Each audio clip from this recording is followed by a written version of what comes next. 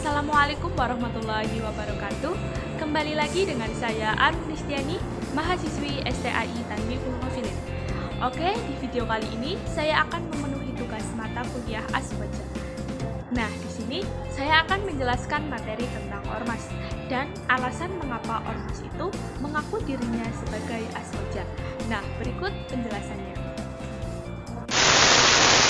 Ormas itu adalah singkatan dari organisasi masyarakat, yang mana ormas itu organisasi yang didirikan dan dibentuk oleh masyarakat secara sukarela berdasarkan kesamaan aspirasi, kehendak, kebutuhan, kepentingan, kegiatan, dan tujuan untuk berpartisipasi dalam pembangunan demi tercapainya tujuan NKRI atau Negara Kesatuan Republik Indonesia, yang mana harus berdasarkan Pancasila.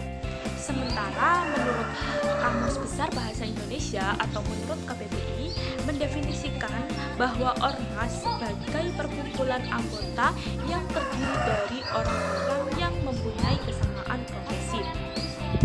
Dan keberadaan organisasi inilah muncul seiring dengan tumbuhnya organisasi masyarakat sipil. Sebenarnya hal ini berasal dari sejarah masyarakat barat, yang mana akar perkembangannya itu bisa diruntut semenjak terjadinya perubahan sosial ekonomi pada masa kolonial. Dan diruntut pula oleh Cicero, yang mana Cicero adalah seorang orator dan organisasi masyarakat di Indonesia sampai tahun 2019 telah mencapai 4.341.465. Sebenarnya masih ada banyak sih ormas yang tersebar di berbagai daerah, namun belum terdaftar secara resmi. Maksudnya itu masih berbentuk paguyuban atau perkumpulan. Nah, ormas di Indonesia terdiri atas berbagai macam latar belakang, mulai dari ormas agama, kepemudaan, kedaerahan, sampai nasional. Adapun 4 ormas yang terbesar di Indonesia dengan anggota paling terbanyak. Yang pertama ada Nahdlatul Ulama atau biasa disebut dengan NU. NU merupakan organisasi masyarakat Islam terbesar di Indonesia dengan jumlah anggota mencapai 91,2 juta pada tahun 2019 yang tersebar di seluruh Indonesia. Nahdlatul Ulama ini didirikan oleh Kiai Haji Hasyim Asy'ari pada tanggal 31 Januari tahun 1926 di Surabaya. Hal ini sebagai respon masyarakat Islam Nusantara terhadap gerakan kebangkitan nasional pada tahun 1908. Dan NU ini bergerak di bidang keagamaan, pendidikan, sosial, bahkan ekonomi.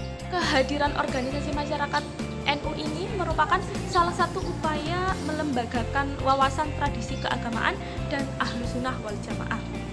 Adapun yang kedua yaitu organisasi masyarakat Muhammadiyah. Muhammadiyah adalah organisasi masyarakat Islam terbesar kedua di Indonesia dengan jumlah anggota sekitar 60 juta pada tahun 2019. Dan Muhammadiyah ini didirikan oleh Kiai Haji Ahmad Dahlan pada tanggal 18 November tahun 1912 di Yogyakarta. Hal ini untuk meluruskan kembali seluruh penyimpangan yang sudah terjadi dalam proses dakwah di Nusantara. Muhammadiyah ini juga terkenal dengan kemajuan pergerakannya di bidang keagamaan, pendidikan, dan sosial. Di bidang politik, Muhammadiyah juga memiliki perwakilannya, yakni Partai Amanat Nasional atau PAN. Muhammadiyah ini juga dipimpin oleh seorang ketua umum yang mana saat ini dijabat oleh Kiai Haji Haidar Nasir. Yang ketiga ada Pemuda Pancasila. Pemuda Pancasila merupakan ormas paramiliter yang didirikan pada 28 Oktober tahun 1959 oleh Jenderal Besar Abdul Haris Nasution. Nah, Pemuda Pancasila ini dikenal dengan premanisme dan dukungan militannya terhadap pemerintah Orde Baru. Nama Pancasila juga digunakan sebagai simbolis ideologi negara yang dijunjung tinggi oleh para anggotanya. Adapun di bidang politik, ormas ini pernah ikut serta dalam pemilu pada tahun 2019 2016 dengan mengusung partai baru yang mana bernama Partai Patriot.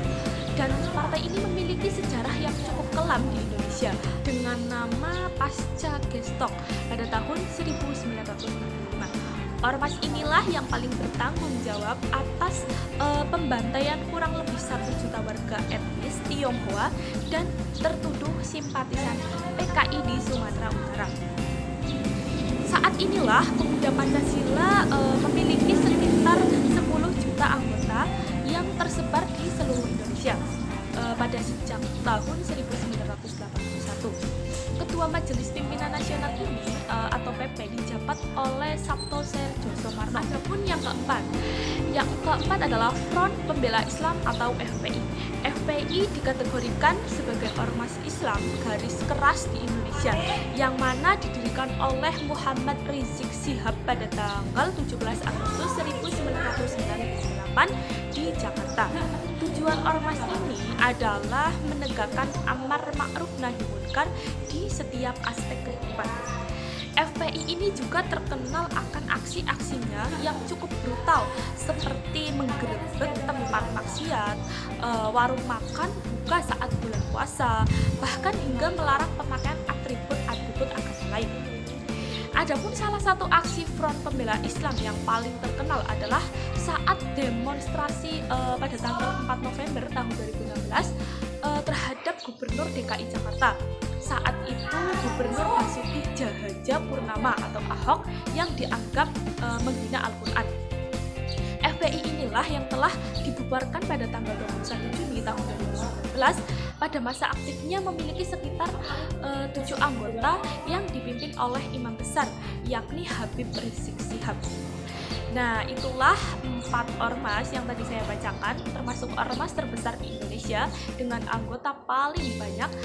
Ya, memang sebenarnya ormas di Indonesia memang ada banyak, namun saya di sini tidak untuk menyebutkan satu persatu. Sebenarnya ada Al-Wasliyah, ada Dewan Masjid Indonesia atau DMI, ada Forum Umat Islam atau FUI, ada Ikatan Dai Indonesia atau IKADI, ada Majelis Dakwah Islamiyah, ada Matlahul Anwar, dan masih banyak lagi.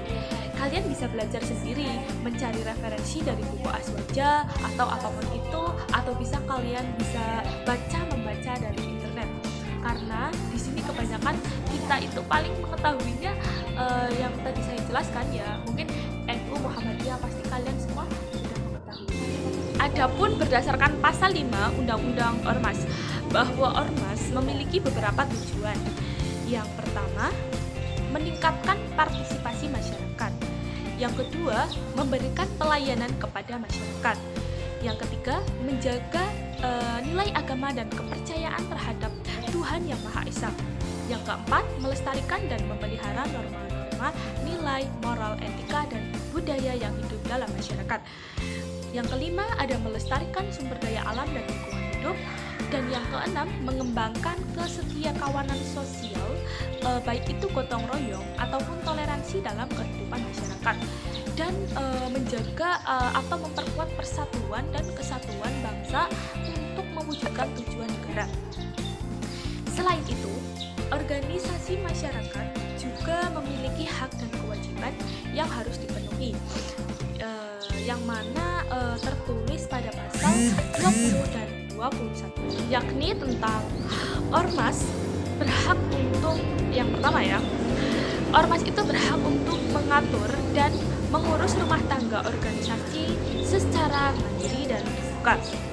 Ada juga melaksanakan kegiatan untuk mencapai tujuan organisasi dan melakukan kerjasama dengan pemerintah daerah, swasta, ormas lain, dan pihak lain dalam rangka pengembangan dan keberlanjutan organisasi.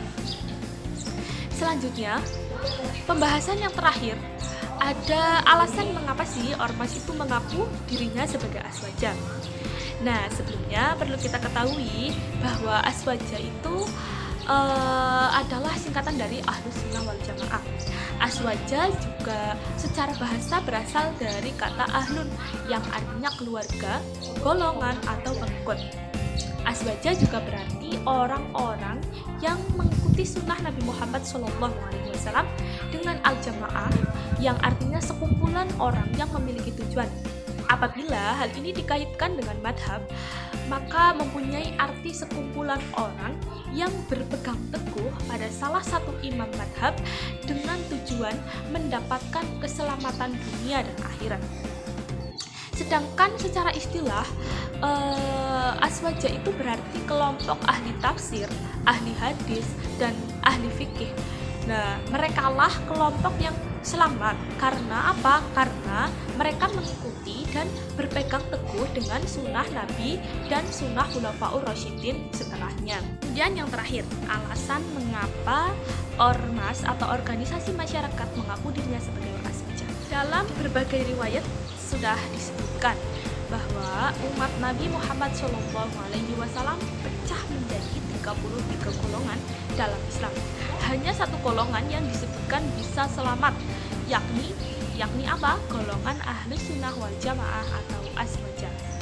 Nah, aswaja juga merupakan istilah bagi kelompok umat Islam yang dijamin keselamatannya di akhirat oleh Rasulullah Shallallahu Alaihi Wasallam dalam sebuah sabdanya, sehingga tidaklah mengherankan jika istilah ini sering menjadi rebutan bagi semua kalangan.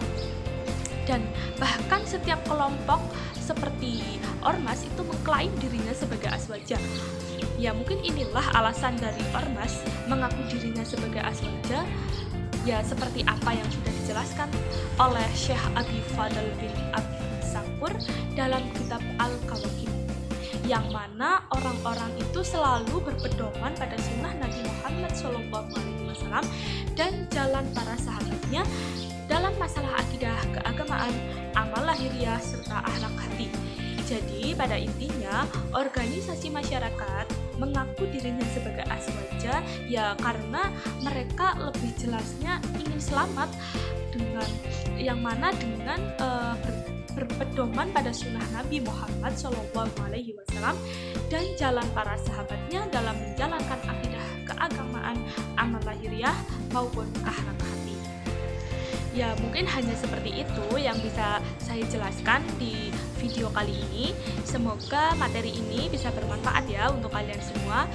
Dan mohon maaf apabila saya masih kurang dalam menjelaskan materi ini. Ya, semoga kita semua termasuk dari golongan aswaja atau ahli sunnah wal jamaah. Sekian dari saya. Wassalamualaikum warahmatullahi wabarakatuh.